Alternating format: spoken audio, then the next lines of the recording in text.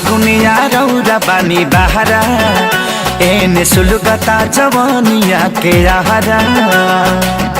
जी बोली ना चढ़ल फागुनिया रौरा बानी बहरा एने सुलगता जवानिया के आहारा।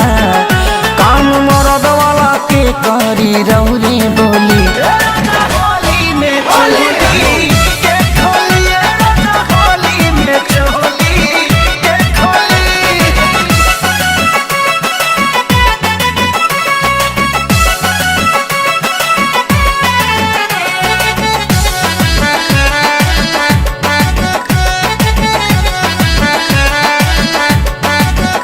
पिछला बेरी नयनी रौरा घरवा रह गईनी ये सैया जी बहरवा। लूट पैनी न होली के लहरवा भेज दिहनी काहे हमके नैहरवा।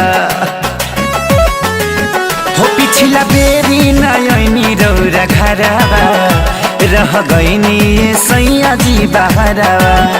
लूट पैनी न होली के लहरवा भेज दिहनी काहे हमके नैहरवा। तो हमारे तना देखिया बगौआ टोली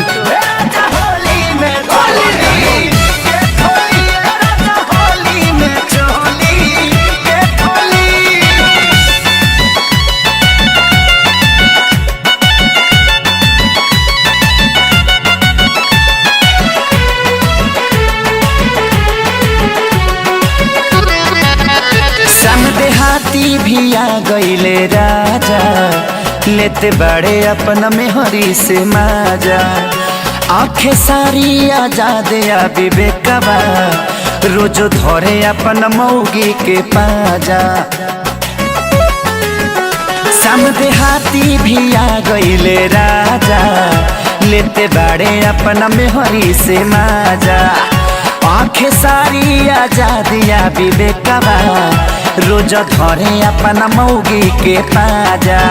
कसैया दर्द के गोदानी रोजे गोली होली में चले।